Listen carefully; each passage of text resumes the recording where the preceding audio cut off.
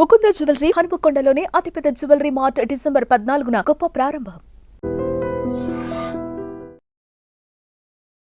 3 నుంచి 24 వరకు నాకు తెలిసి ప్రసాద్ గారు చాలా తక్కువ ఇంటర్వ్యూస్ ఇవ్వడం, తక్కువ ఇంటరాక్షన్ అయింది. రీసెంట్ టైమ్స్లో ఎక్కువ పబ్లిక్లోకి రావడం, పర్సనల్ లైఫ్ని షేర్ చేసుకోవడం ఎందుకు సడన్గా? తెలిసి కూడా చాలా మంది మీరు మీ వైఫ్ రావచ్చు కదా ఇంటర్వ్యూకి అని అడుగుతారు. తెలిసి ఒక పర్సన్ అడిగితే నాకు చాలా బాధ అనిపించింది. ఓకే గెలుపుతున్నారు నన్ను. ఒక డిప్రెషన్ నుంచి బయటికి రావడం Shiva I made my self. ఈ కలవాలి మళ్ళీ ఇదేం ఆలోచన లేదా? పెళ్ళి ప్రతి ఒక్కరికి డ్రీమ్. పిల్లలు, ఫ్యామిలీ, ఇట్లా సొసైటీలో ఎలా ఉండాలి అలాగే స్టార్ట్ చేసాం. అది నా వైపు కుదరలా. ఇంకోసారి డేర్ చేసేంత ఓపిక లేదు. నేను ఇప్పుడు కమెడియన్గా చూస్తారు కదా ఆడియన్స్. నాకు అసలు ఫస్ట్ నుంచి ఇష్టం లేదు కామెడీ. ఒక వేరే ప్రసాద్ బెహ్రాని ఎప్పుడైనా చూపించుకోవాలి, ఇలా రాస్తే జనాల్లోకి వెళ్తారు అని ఎప్పుడు అనుకోలేదండి? నువ్వు చూసే షార్ట్ ఫిల్మ్ హీరోయిన్స్ని బాగా ఫాలో అయిన ఇన్ఫ్లుయెన్స్ని చూసి అందరికి ఫేమస్ చేయాలి, అందరూ ప్యాన్ ఇండియా స్టార్స్ అయిపోవాలి, అందరికి క్రోర్స్ రెమ్యునరేషన్ కావాలి. నాకు అది నచ్చదు. ప్యాషన్తో యాక్ట్ చేసే వాళ్ళకి కానీ, లేకపోతే ఇలా అనుకోని ఇలా చేసే వాళ్ళకన్నా ఇలా ఇన్ఫ్లుయెన్స్ ఇన్స్టాగ్రామ్లో రీల్ చేసే వాళ్ళకి ఎక్కువ ఉంటుంది. ఏమనిపించింది? నా మీద చాలా జరిగినాయండి. అలాగే షార్ట్ ఫిల్మ్లో హిట్ అయిపోయి సినిమాలో వచ్చింది. ప్రసాద్ బెహ్రా ఫేమ్ ఉన్న ఒక పర్సన్కి ఒకలా మాట్లాడడం, ఫేమ్ లేని పర్సన్తో ఒకలా మాట్లాడడం మీరు ఎప్పుడు జరిగింది? మీరు ఎప్పుడు చేయలేదు? అది ఒక ఇంటర్వ్యూలో ఒక అతను అడిగారు, అక్కడి నుంచి అది యాటిట్యూడ్ మారింది. మొన్న ఒక అతను ఎవరు వచ్చి పిలిచి పరిచయం చేశారు. నమస్తే అండి అన్న, అర్థం చేస్తుంటావా? భోజనంకి వెళ్తాం, రా పెడతాం, భోజనం పెడతాం. ఏం రియాక్ట్ అవ్వాలి ఆయనకి?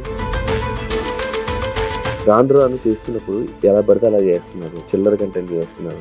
ఎక్కడి నుంచి నన్ను ఎపిసోడ్లు ఎవరైనా తీసుకోండి, నేనైనా సరే ఎక్కడైనా తీసుకొస్తాను. రెడ్డి గారి క్యారెక్టర్ చేసినా ఏదో బ్రాండ్ ప్రమోషన్ చేశాడు ఆయన, ఏదో షాపింగ్ మాల్ ఎంతో 5,000 10,000 ఇస్తారు పాపం. దాని కింద కమెంట్ చేశాను, నీ మీద గౌరవం ఉండేది ఇలాంటి షోరూముల్ని ప్రమోట్ చేయడం వల్ల నీ మీద ఉన్న గౌరవం పోయింది. ఎవరు తిండి మేడం వీళ్ళు ఇస్తారు? ఫ్రీగా యూట్యూబ్లో చూస్తున్నావు కాక నువ్వు పే చేయట్లా. హాయ్ హలో నమస్తే, నేను మీ anchor Shiva. Welcome to iDream Media. ఈరోజు మన ముందున్న గెస్ట్ ప్రసాద్ బెహ్రా. ఈ పాటికి మీరు ప్రోమో చూస్తుంటే మీకు అంతా అర్థమైపోయి ఉంటుంది. వెబ్ సిరీస్లో అండ్ ఈ మధ్య సినిమాల్లో మనందరిని ఎంటర్టైన్ చేస్తూ జనాల్లో అందరు మంచిగా కనిపిస్తూ ఉన్న ప్రసాద్ బెహ్రాతో మాట్లాడదామని అనుకున్నా. అంటే నేను ఎప్పటి నుంచో ట్రై చేశా, ఒకసారి మాట్లాడాలి, మాటలు బాగున్నాయి, కొంచెం మోటివేటెడ్గా ఉన్నాయి, మంచిగా మాట్లాడుతూ ఉంటాడు.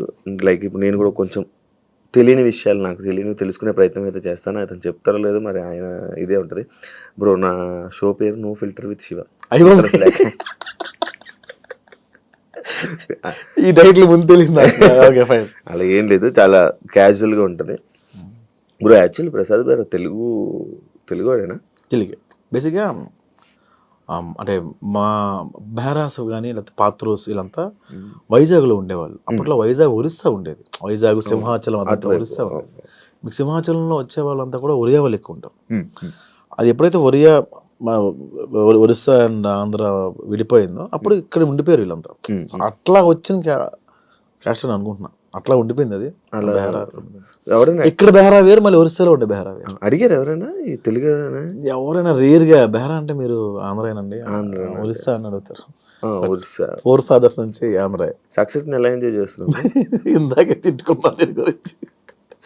చాలా చాలా బాగుంది శివ. యాక్చువల్గా దేవుడిచ్చిన వరం, ప్రేక్షకులు ఇచ్చిన ఆశీర్వాదంగా ఫీల్ అవుతుంది.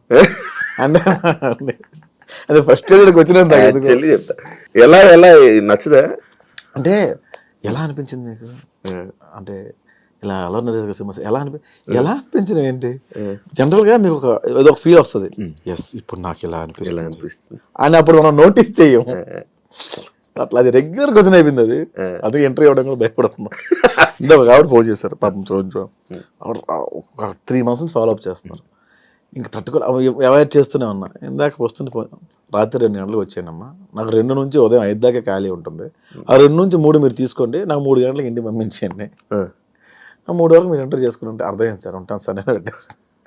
ఇప్పుడు మీడియాలో ప్రసాద్ రాత్రి 2 క్రమం అమ్మాయిలు లేకపోతే ఎందుకు వచ్చిన కాదు. ఇప్పుడు మీరు నార్మల్గా రీసెంట్గా అంటే ఇంతకు ముందు గత ఒక 1 year బ్యాక్ ఈ 2023లో 3 నుంచి 24 వరకు నాకు తెలిసి ప్రసాద్ గారు చాలా తక్కువ ఇంటర్వ్యూస్ ఇవ్వడం, తక్కువ ఇంటరాక్షన్ అయింది. రీసెంట్ టైమ్స్లో ఎక్కువ పబ్లిక్లోకి రావడం, లైక్ ఇంటర్వ్యూ పరంగా కానీ పర్సనల్ లైఫ్ని షేర్ చేసుకోవడం ఎందుకు సడన్గా? రీసెంట్గా డివర్స్ అయింది. అంతకుముందు సెపరేట్ అంటే కదా ఇలా వచ్చేవి, వద్దు తెలిసి కూడా చాలా మంది మీరు మీ వైఫ్ రావచ్చు కదా ఇంటర్వ్యూకి అని అడుగుతారు. తెలిసి ఒక పర్సన్ అడిగితే నాకు చాలా బాధ అనిపించింది. ఓకే వీళ్ళు గెలుపుతున్నారు నన్ను అని. కొందరు వచ్చి ఇప్పుడు ఎన్బి ఒరిజినల్స్లో ఇచ్చానండి. కొన్ని మంచి ఇంటర్వ్యూస్ జరిగినాయి. ఇప్పుడు లాజిరెడ్డి అని లేకపోతే హర్షిని అని ఐటమ్లో జరిగింది. ఓకే బాగున్నాయి, కరెక్ట్గా ఉన్నాయి అనిపించింది.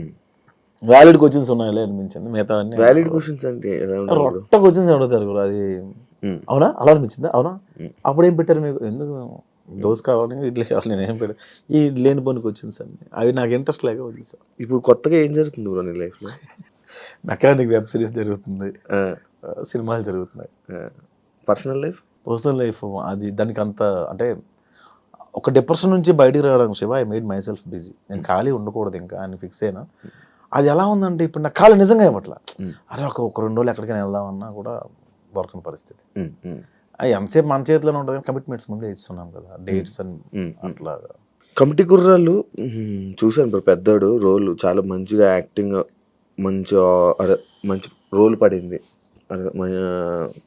ఇంకా మంచి ఆఫర్స్ వస్తాయి, ఇంకా మంచి మంచి సినిమాల్లో కనిపిస్తాడు అని అనుకున్నాం. మంచి ఇది ఉంది. దానివల్ల నీకు ఏమైనా యూజ్ అయిందా? మంచి ఆఫర్లు వచ్చాయి. బేసిక్గా ఒక కమెడియన్కి సీరియస్ పాత్ర రాదు, చాలా కష్టం రావడం. బట్ నేను బాగా ప్రొజెక్ట్ అయిన సినిమా ఒక సీరియస్ పాత్ర వచ్చింది. కామెడీతో పాటు అంత సెంటిమెంట్ ఉండే పాత్ర. అంటే ఫస్ట్ సినిమా కాదు, 12 సినిమా నాకు కమెడీ వరల్, కానీ కంప్లీట్గా ఉన్న సినిమా, నేను జనాలకు తెలిసిన సినిమా. ఆ సినిమాతోనే అలాంటి పాత్ర పడడం నాకు అరే ఇది కమెడియనే కాదు యాక్టర్ కూడా ఈ గుర్తింపు వచ్చింది. దీనివల్ల సినిమాలు పెరిగినాయి. నేను ఇప్పుడు కమెడియన్ గా చూస్తారా జనాలు, ఆడియన్స్? అరే ప్రసాద్ నవ్విస్తారని చూస్తారు తప్ప ప్రసాద్ చాలా బాగా ఏడుస్తాడు అనుకోడు కదా, కమెడియన్ గా చూస్తారు కదా. అది కొంచెం అది నాకు అసలు ఫస్ట్ నుంచి ఇష్టం లేదు కామెడీ. అంటే ఇష్టం లేదు అంటే ఏంటంటే దాని ఒకదాని స్టిక్ అయిపోతావేమో అని. ఇప్పుడు యాక్టర్ అన్నీ చేస్తారండి, కమెడియన్ అన్నీ చేయలేడు. ప్రాబ్లం అది. అంటే చేయలేడు అంటే అన్ని ఇవ్వరు. కానీ మీరు వచ్చింది ఈ సర్కాజము లైక్ ఇలా జనాలు నవ్వించుకునే కదా ఆడియన్స్ లోకి వచ్చి. మనం ముందు సీరియస్ చేసాం కానీ జనాల్లోకి వెళ్ళదు. అవి కమెడియన్ పక్కోడ మీద సెటైర్ వేస్తేనే జనాల్లోకి వెళ్ళింది. అబ్బా పీపుల్ వాంట్స్ కామెడీ ఓన్లీ అనిపించింది. దాని మీద లైవ్లీహుడ్ కోసం చేయడం తప్ప ఇది సక్సెస్ అది అట్లా ఏం స్టార్ట్ చేయాలి. అసలు హిట్ అవుతుందని అనుకోలేదు సార్. అవును, అసలు హిట్ అవుతుంది అని అనుకోలేదు. 2000 ఇస్తారు ఎపిసోడ్కి, ఇంకొక 2000 పెంచుతారేమో అని చేశాను తప్ప. ఇండస్ట్రీకి రావాలన్న ఉద్దేశంతో వచ్చా. 16 ఏళ్ళు అయింది వచ్చి. అదే ఇండస్ట్రీకి రావాలని ఏదైనా చెయ్యాలని. డైరెక్షన్ మీద అంటే లైక్ ఇప్పుడు మీరు కథ రాస్తుంటారు, డైలాగ్స్ రాస్తూ ఉంటారు. మిమ్మల్ని మీరు ఒక మంచిగా లైక్ ఇలా ఒక కామెడీ కాకుండా ఈ సెట్ ఇదే కాకుండా ఇంకా వేరే ప్రసాద్ బెహ్రాని ఎప్పుడైనా చూపించుకోవాలి, ఇలా రాస్తే జనాల్లోకి వెళ్తారు అని ఎప్పుడు అనుకోలేదా బ్రో? అట్లా రాసుకున్నాను. రాసుకున్న తర్వాత ఏమవుతుందంటే ఫస్ట్ సినిమా నేను ఇప్పుడు ఎంతో డైరెక్ట్ చేయాలి సినిమా. డైరెక్ట్ చేస్తే నన్ను నేను పెట్టుకొని డైరెక్ట్ చేస్తే అంతమంది ప్రొడ్యూసర్లు ముందుకు వస్తారు అని ఒక పాయింట్ దగ్గర అయిపోయాను. నేను ఇది జరిగింది కూడా, నువ్వు డైరెక్ట్ చేయి బాగుంది, కథ బాగుంది, వెళ్ళిపో, బట్ వేరే యాక్టర్కి వెళ్దాము. యూ కాంట్ మేనేజ్, రెండు ఒకేసారి నువ్వు మేనేజ్ చేయలేవు, పెద్దోళ్ళు మేనేజ్ చేయలేవు అనిపించింది. వాళ్ళే చెప్పారు, ఇద్దరు నువ్వు యాక్టింగ్ డైరెక్షన్ రెండు మేనేజ్ చేయలేవు, ఒకటే చెయ్యి అన్నారు. సర్లే ప్రస్తుతానికి యాక్టింగ్ బాగానే ఉంది కదా. కోపం వచ్చింది ఏం లేదు.